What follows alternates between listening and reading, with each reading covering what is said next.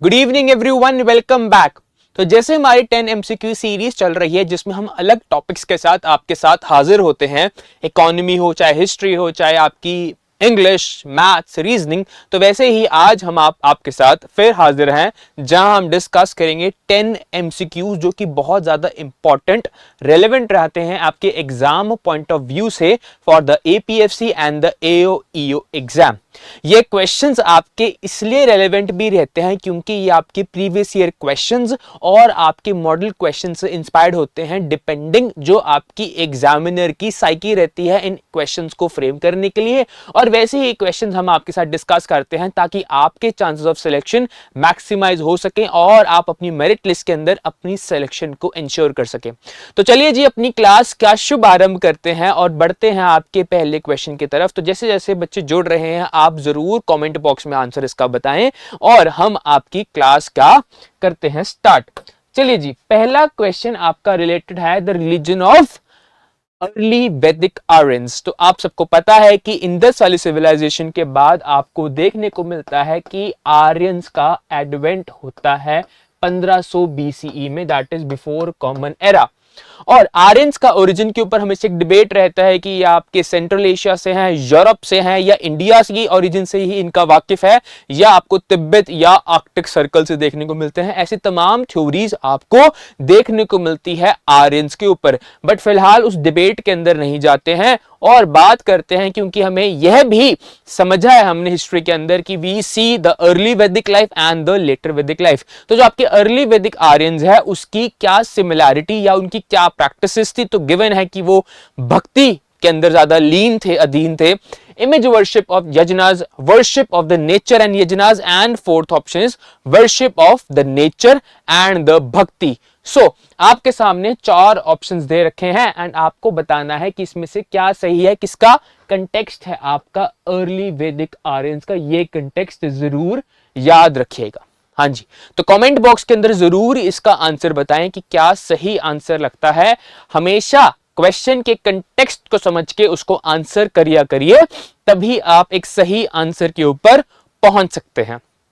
So basically हमें इतना पता है कि लेटर वैदिक एज के अंदर हमें गॉड्स का ओरिजिन देखने को मिलता है जो कि आपके ब्रह्मा, विष्णु, महेश रहते हैं। लेकिन जब अर्ली वैदिक लाइफ रहती है वहां हमें नेचर गॉड, जो कि आपका चाहे वो हवा है, चाहे वो अग्नि है, चाहे वो जल है, चाहे वो सूरज है, उसको हमें देखने को मिलता है कि उसे पूजा जाता है। इसका मतलब आपको नेचर गॉड्स की रेलेवेंस देखने को मिलती है और हाँ, यजनास देखने को मिलते हैं।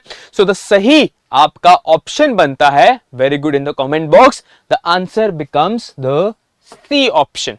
ठीक है जी, तो हमेशा याद रखिए कि पहले कंटेक्स्ट के ऊपर आपको फोकस करना होता है, उसका जो फैक्ट रहता है बाद में आप उसको मेमोराइज करते हैं कि हाँ इसके कंटेक्स्ट में पूछा, लेकिन पहले आपका फोकस रहना चाहिए कंटेक्स्ट के ऊपर। अगला रहता है किसके ऊपर कि जो 6 सिस्टम्स हैं आपके किसके, इंडियन फिलॉसफी के, तो नाम दे रखे हैं और पूछा गया इसमें से कौन सा पार्ट नहीं है। सो निम्नलिखित में कौन सा युवक भारतीय दर्शन की 6 प्रणालियों का हिस्सा नहीं है। ठीक है जी, तो फिलॉसफी का इनमें से कौन सा पार्ट नॉट है, आपको उसके ऊपर फोकस करना है। हाँ जी, तो आप कमेंट बॉक्स के अंदर आंसर लिख सकते हैं कि आपको क्या लगता है कि कौन सा पार्ट नहीं रहता है। इंडियन फिलॉसफी सिस्टम का 6 पार्ट्स रहते हैं। होमवर्क आपके लिए ये है कि आप जरूर अपने नोट्स के अंदर एनरिच करिए जो कि आपके 6 फिलॉसफी के स्कूल्स रहते हैं, और आपका सही आंसर बनता है लोकयाता एंड कापालिका। ये आपकी फिलॉसफी के अंदर नहीं आते हैं। So the right option becomes the C, that is the third. ठीक है जी, तो जैसे ही हमारा बैच चल रहा है आपका 25 दिसंबर से हमारा बैच ऑलरेडी लॉन्च हो चुका है एंड हमारे बैच के अंदर ancient medieval culture, English, maths, reasoning, computer सब चल रहे हैं। कुछ सब्जेक्ट्स कवर भी हो चुके हैं, लेकिन घबराने की बात नहीं है। अगर आपने अभी भी तैयारी स्टार्ट नहीं की है so still you have a much sufficient time left कि आप अपनी तैयारी को सही रूप में चैनलाइज करके एक प्रॉपर गाइडेंस के साथ आप अपने संकल्प में, आप अपने टारगेट एम को आगे लिए बढ़ सकते हैं। सो हमारा जो बैच रहने वाला है, जो चल रहा है, उसमें आपको जो क्लासेस हो चुके हैं उसके रिकॉर्डेड लेक्चर्स मिल जाएंगे, प्लस 1-to-1 आपका डाउट आपके ले लिए जाएंगे जो भी आपके बैच या उस सब्जेक्ट से रिलेटेड रहते हैं। और आपका जो स्पेशल फोकस रहने वाला है, क्योंकि इस एग्जाम में आपको नॉन जीएस सब्जेक्ट्स जो कि आपके कुछ रहते हैं, इंडस्ट्रियल रिलेशंस के, लेबर लॉज के, चाहे अकाउंटेंसी, कंप्यूटर, ह्यूमन पॉपुलेशन, तो उसके ऊपर आपको फोकस देखने को मिलेगा। और साथ में आपका 1-to-1 मेंटोरिंग रहेगी, जिसमें आप अपने डाउट्स और आप अपना स्ट्रक्चर प्लान बना सकते हैं इस तैयारी के लिए। So the ball is in your court. यह सही वक्त है कि आप अपनी तैयारी में आगे बढ़े। आप एक सही माध्यम, जो कि हमेशा इंपॉर्टेंट रहता है, that is a right medium. अगर मीडियम सही रहेगा तो उसी के अंदर आप एफर्ट्स पुट करेंगे और वही मीडियम रहेगा जो आपको आपकी एंड तक, जो कि आपका टारगेट है, आप उसको मीट करेंगे। ठीक है जी। तो यह सब आप अपने दिमाग में आप इन चीजों को बिठाइए और अपने लिए सही डिसीजन ले। हम एडवाइस कर सकते हैं, हम रास्ता दिखा सकते हैं, चलना ना चलना, कैसे चलना, वो सब आपके ऊपर डिपेंडेंट है।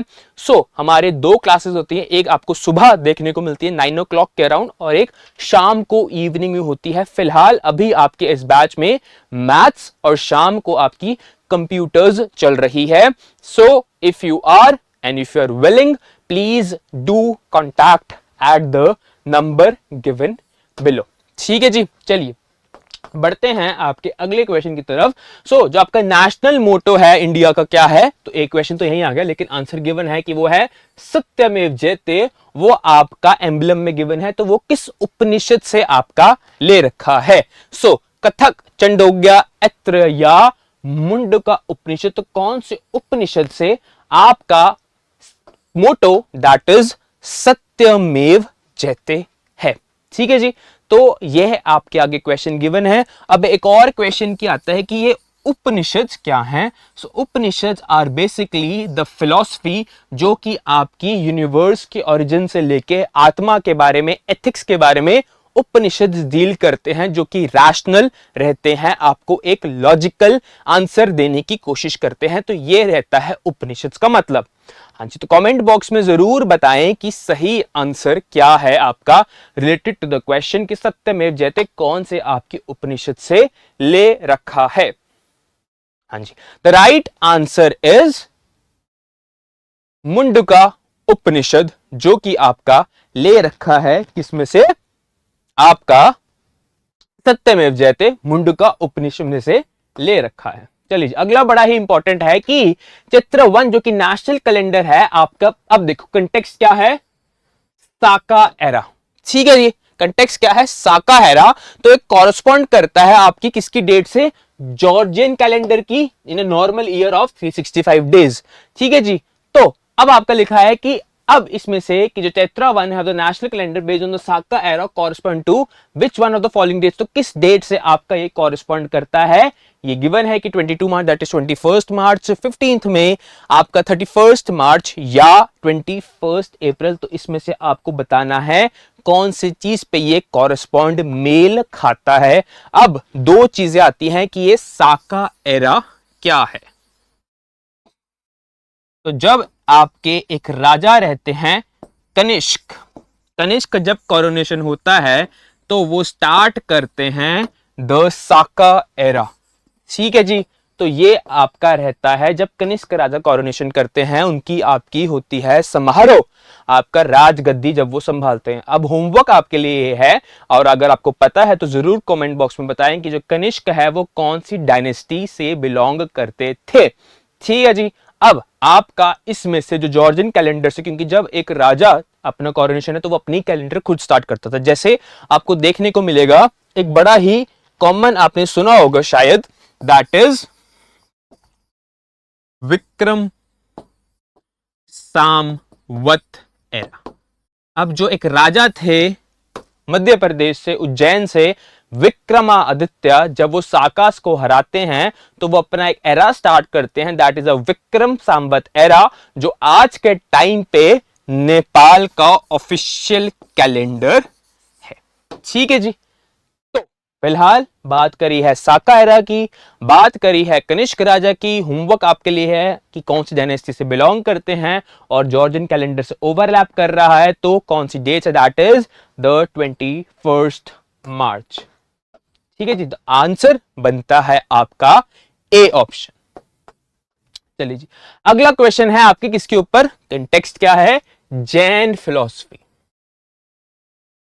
सो वो क्या कह रहा है कि जो वर्ल्ड है वो आपका क्रिएटेड एंड मेंटेन्ड बाय कौन से लॉ से, truth that is universal law, universal truth, faith and और it is on universal soul. इसमें से कौन सी चीज के ऊपर आपकी दुनिया जो विश्व है वो आपका क्रिएट और आपका मेंटेन मतलब चल रहा है। ठीक है जी, तो आपको बताना है इसमें से क्या उसका फाउंडेशन आपका बेसिस रहता है। ठीक है जी, सो प्लीज कमेंट बॉक्स में बताएं।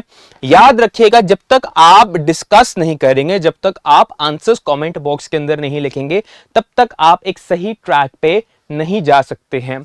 इनमें से कुछ क्वेश्चंस होंगे जो मैं ऑलरेडी डिस्कस कर चुका हूं आपके साथ क्लासेस में, इसी बहाने आपकी रिवीजन हो रही है उन चीजों की, और आप अपनी सही स्ट्रैटेजी, आप एक सही पाथ पे चलेंगे जब आप चीजों को समझेंगे, उनको ऐड ऑन करेंगे और उन्हें रिमेंबर के साथ साथ आप अपनी गलतियों से सीखेंगे। तो ये चार चीजें हमेशा याद रखिएगा, समझना, उनको ऐड ऑन करना, गलतियों से सीखना और उन्हें हमेशा अपने ध्यान में, मंथन में उससे अध्ययन करना। ठीक है जी, सो इसमें से जो आपका वर्ल्ड आपका किस बेसिस पे है, फाउंडेशन पे है, तो right answer becomes universal law, that is the A option.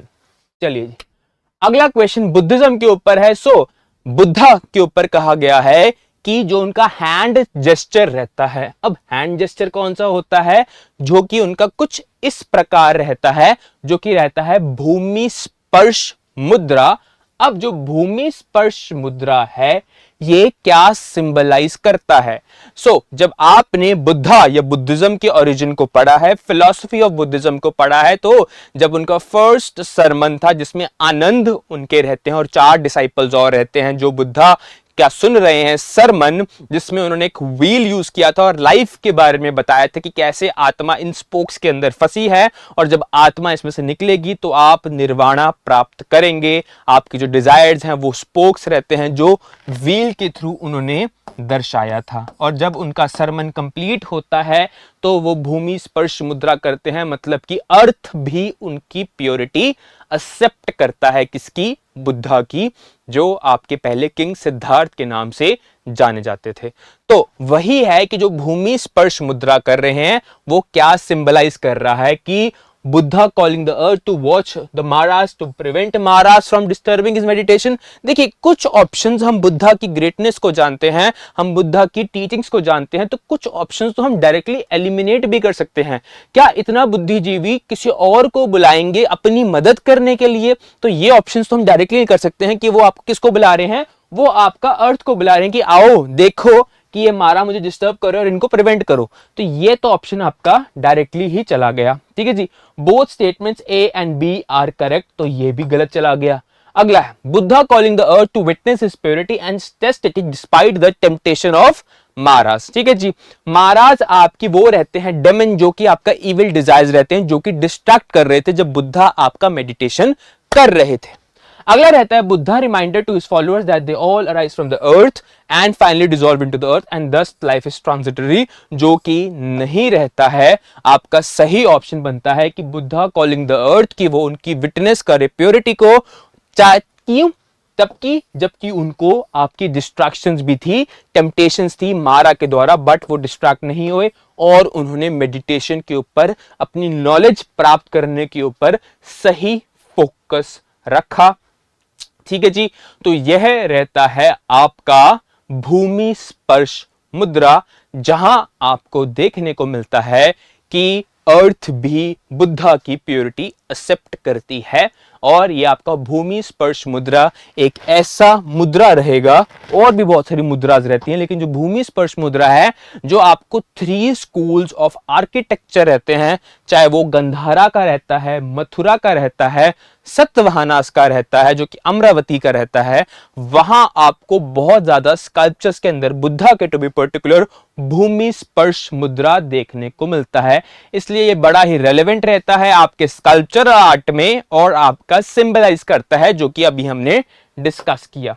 चलिए जी, अगला क्वेश्चन आता है कि बड़ा ही ये बेसिक रहने वाला है कि हमें पता है कि जब बुद्धिज्म था आपका अशोक का एम्ब्रेस करते हैं, जब वो कलिंगा की वॉर लड़ते हैं, कलिंगा की वॉर आपका वो उनका जो रहता है मन वो आपका धम्मा की तरफ चले जाते हैं, मतलब रिलीजियस टीचिंग्स की तरफ, कल्चरल कॉन्क्वेस्ट में बिलीव करते हैं। अब पॉलिटिकल कॉन्क्वेस्ट में अशोका बिलीव नहीं करते हैं। देवनपियम दासी उनका नाम भी था अशोका का। क्वेश्चन आपके लिए है कि पहली बार अशोक का नाम आपको किस पिलर एडिक्ट या रॉक एडिक्ट में देखने को मिलता है? अशोका।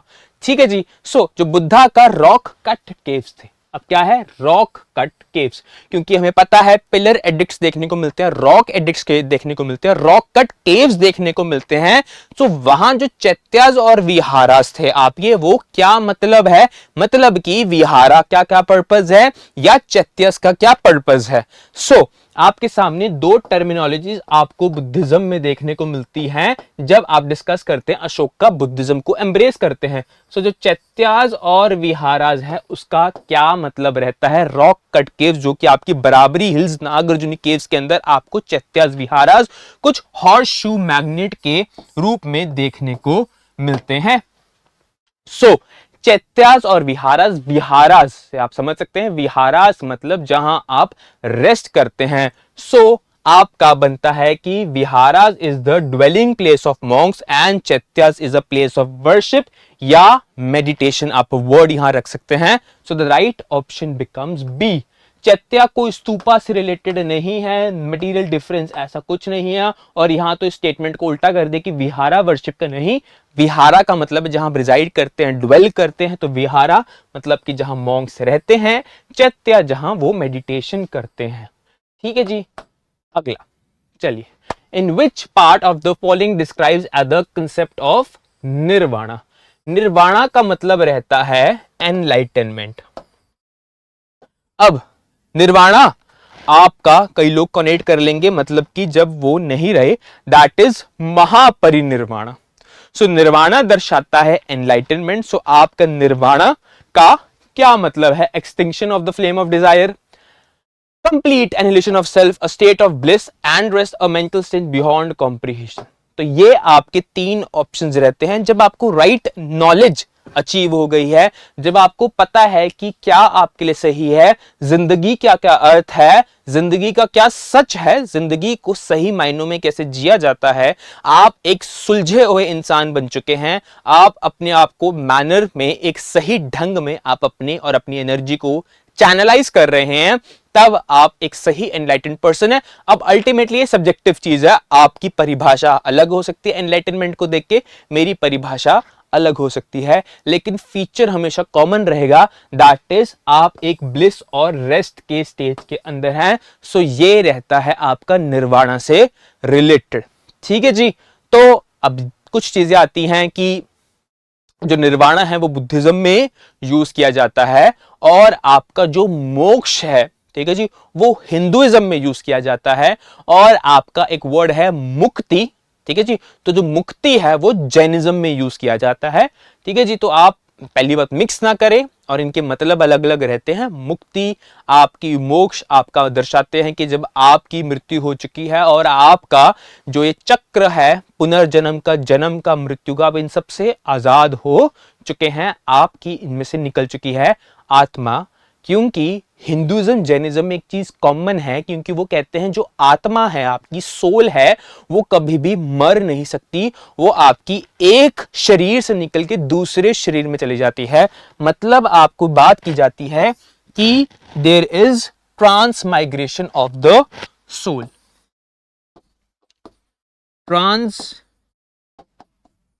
माइग्रेशन, ये कौन कह रहा है? मतलब कौन से रिलीजन बिलीव करते हैं? ये बिलीव करते हैं हिंदुइज्म। फिलहाल बात करते हैं, जब इन टाइम पे जिन रिलीजन की बात चल रही है, हिंदुइज्म और जैनिज्म, ये बिलीव करते हैं कि आत्मा कभी मर नहीं सकती, एक शरीर से दूसरे शरीर में ट्रांसफर हो जाती है, ट्रांसमाइग्रेट कर जाती है। लेकिन बुद्धिज्म इसमें नहीं मानता है, वो आपके सोल को ऐसा नहीं मानता है। वो बोलते हैं हाँ इंसान खत्म हुआ, सोल खत्म। लेकिन हिंदुइज्म जैनिज्म आपका डिफरेंट बिलीफ सेट पे चलते हैं। अब मोक्ष का क्या मतलब है? आपका आजादी मिलना आपके उन सारे चक्रों से। चाहे बात करें मुक्ति की, निर्वाणा का मतलब बुद्धिज्म में क्या है? अटेनमेंट लेना।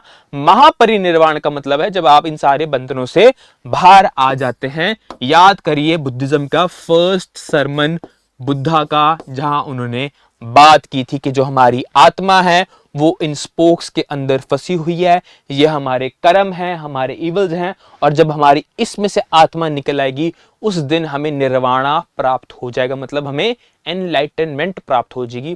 तो अगर चीजों को ऐसे समझेंगे, चीजों को ऐसे परखेंगे और अपने नोट्स के अंदर इन बातों को रखेंगे तो बार बार हिस्ट्री उठाने की जरूरत नहीं पड़ेगी, बार बार चीजों को रिवाइज करने की जरूरत नहीं पड़ेगी। फिर हमेशा सिर्फ एक चीज को बस देखना है, ओवरलुक लेना है। ठीक है जी, तो आपका इधर तो आंसर था state of bliss and rest. फिलहाल आगे बढ़ते हैं। ये भी क्वेश्चन आपका बुद्धिज्म से रिलेटेड है, बुद्धा से रिलेटेड है। तो पूछ रहे हैं कि विच one of the following kingdom were associated with the life of Buddha? Avanti, Gandhara, कोसाला and Magadha, जो कि आपके टाइम पे महाजनपदास भी ये रहते हैं। तो आपको बताना है कि कौन सा इनमें से रिलेटेड है, कौन सा नहीं है। सो आपका जो अटेनमेंट होती है बुद्धा की, आप सबको पता है कहां होती है? बोध गया, बिहार। मगधा आपका बिहार के रीजन्स को कवर करता है, तो मगधा बनता है हाँ, कनेक्टेड था। अगला रहता है कि बुद्धा का बर्थ कहां हुआ था, जो कि नेपाल लुम्बिनी गार्डन्स में हुआ था आज के टाइम पे, जो कि किंगडम उस टाइम का कवर करता है कोसाला। तो आपका सही ऑप्शन बनता है सी, दैट इज 3 एंड 4। गंधारा और अवंती नहीं करते हैं। गंधारा आपका एक्सट्रीम नॉर्थ वेस्ट बॉर्डर्स पे जाता है और अवंती सेंट्रल इंडिया की तरफ आपको देखने को मिलता है, इसलिए आपका सही ऑप्शन बनता है दैट इज 3 एंड 4। कोसाला बर्थ से रिलेटेड है और मगधा उनकी अटेनमेंट जो कि एनलाइटनमेंट रहती है बिहार के अंदर, वहां से रिलेटेड है, बोध गया। चलिए जी, आखिरी क्वेश्चन आज का बात करता है कि जो धर्मा और रीता है वो एक सेंट्रल आइडिया डिपिक्ट करता है वैदिक सिविलाइजेशन के अंदर। ठीक है जी, अब इन कंटेक्स्ट में धर्मा का मतलब दे रखा है और रीता का मतलब दे रखा है। आपको बताना है कि पहला सही है, दूसरा सही है, तीनों सही है, या आपका कोई भी सही नहीं है। सो आपका ये जो क्वेश्चन है डायरेक्टली डिपेंडेंट है आपके धर्मा और रीटा के ऊपर। सो धर्मा को क्या कह रहा है कि obligation discharge of one duties to one self and others. ठीक है जी, और रीता क्या है? फंडामेंटल मॉरल लॉ, जो कि functioning of the universe and उसके बारे में जानकारी रखता है। सो इस क्वेश्चन के अंदर आप जरूर इसको फिर से पढ़ें। किसके कंटेक्स्ट में पूछा हुआ है? वैदिक सिविलाइजेशन के अंदर। वैदिक सिविलाइजेशन में क्या पूछा हुआ है? धर्मा और रीता के बारे में, और बताना है कि ठीक है कि नहीं है। पहले 10 सेकंड 5 सेकंड के अंदर क्वेश्चन को भांपना जरूरी होता है, क्या पूछ रहा है, किस कंटेक्स्ट में।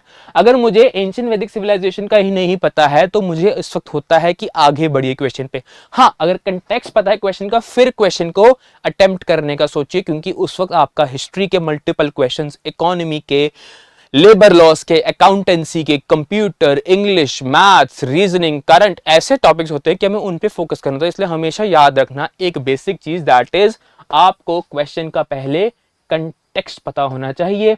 दूसरी बात, अभी जब प्रैक्टिस करते हैं तो जब चीजें आपकी पढ़ रहे हैं एंशिएंट वैदिक सिविलाइजेशन की, इससे पहले बुद्धा का भूमि स्पर्श मुद्रा या बर्थ प्लेसेस है, तो और याद करिए। अच्छा, बुद्धा की बर्थ प्लेसेस इसमें आपका कौन क्या था, आखिरी सांस उन्होंने कहां ली, कहां उनका बर्थ हुआ था, या कौन से एनिमल्स उनकी लाइफ से रिलेटेड है, जातका टेल्स क्या है, महायाना क्या है, और आपका हीनयाना क्या है। मतलब जब तक आप उसके 7 चीजें रिलेटेड को नहीं याद करेंगे तब तक हिस्ट्री आप नहीं रिमेंबर कर पाएंगे, क्योंकि आई एवरी टाइम से this thing that history can not be study in isolation. History आपका वेब है इंटरकनेक्शंस का, और जब वो इंटरकनेक्शंस जुड़ते हैं तभी आप सही मायनों के अंदर जब उनको सही बुनेंगे तभी आप उन्हें इंप्लीमेंट कर सकते हैं। तो इंप्लीमेंट करने के लिए वो वेब को बुनना जरूरी है, इसलिए हमेशा हिस्ट्री को याद रखने के साथ साथ उसकी कनेक्टिविटी को समझें। अगर एक चीज अभी पढ़ रहे हैं तो इसको कनेक्ट करें कि इससे पहले क्या पढ़ा है इसके बारे में, और इसके पहले इसे कहां और पढ़ा है। ठीक है जी, जैसे एक आपका आता है कि सुदर्शना लेक को सो एंड सो राजा ने रिपेयर करवाया, जैसे स्टार्ट किया था रिपेयर करवाना आपका एक पर्टिकुलर राजा ने। लेकिन मैं पूछूंगा कि उस सुदर्शना लेक को उसमें होल किसने डग करवाया था, तो वो थे चंद्रगुप्त मौर्य। तो अब कौन बाद में रिपेयर करवा रहे हैं? अगर आपकी यूनिवर्सिटी रहती है नालंदा, उसकी फाउंडेशन रखते हैं गुप्ता के किंग, लेकिन बाद में उसको कंस्ट्रक्ट या उसकी रिपेयरिंग करवा रहे हैं हर्षवर्धन जाके। तो ये चीजें कनेक्ट होनी चाहिए कि किसने फाउंडेशन रखी, किसने कनेक्ट कर, इसने रिपेयर करवाया। ठीक है जी। अगर पढ़ रहे हैं आपका अमत्यास के बारे में या दिल्ली सल्तनत के बारे में पढ़ रहे हैं, मुगल्स के बारे में पढ़ रहे हैं, तो चीजें कनेक्ट होनी चाहिए, तभी आप सही मायनों के अंदर उन चीजों को इंप्लीमेंट कर पाएंगे।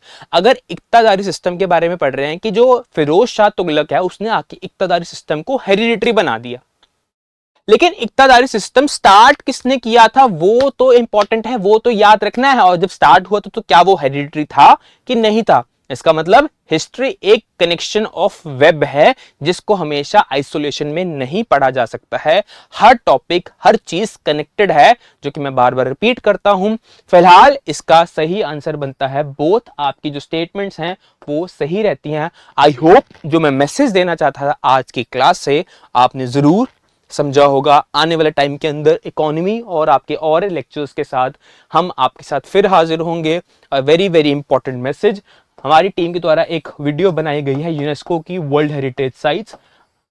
किसी भी गवर्नमेंट एग्जाम की तैयारी करें, यूनेस्को की साइट्स के ऊपर आपको हर एग्जाम में क्वेश्चन देखने को मिलता है। ठीक है जी, तो जरूर इस वीडियो को जाके देखें। यूनेस्को के ऊपर जो आपकी वीडियो अवेलेबल है इसी चैनल के ऊपर, वो वीडियो बहुत ज्यादा रेलेवेंट और सिग्निफिकेंट रहने वाली है। और जरूर उसके नोट्स को, उन साइट्स को अपने नोट्स के अंदर जहां लिखा है उसकी रेलेवेंस भी जोड़ें, और अगर नहीं जोड़ी है तो उनको एनरिच करें। इसी के साथ आज की क्लास के लिए इतना ही। स्वस्थ रहें और अपने संकल्प की तरफ हमेशा अग्रसर होते रहें।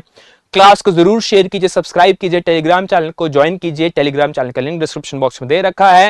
And it's a very very high time कि आप अपनी तैयारी को स्टार्ट करें और अपने एफर्ट्स को चैनलाइज करके एक सही प्लेटफॉर्म दे। नीचे गिवन नंबर के ऊपर जरूर कांटेक्ट करें अगर आपको कोई भी डाउट रहता है बैच से रिलेटेड, काउंसलिंग से related. We are for this. चलिए जी, धन्यवाद। जय हिंद।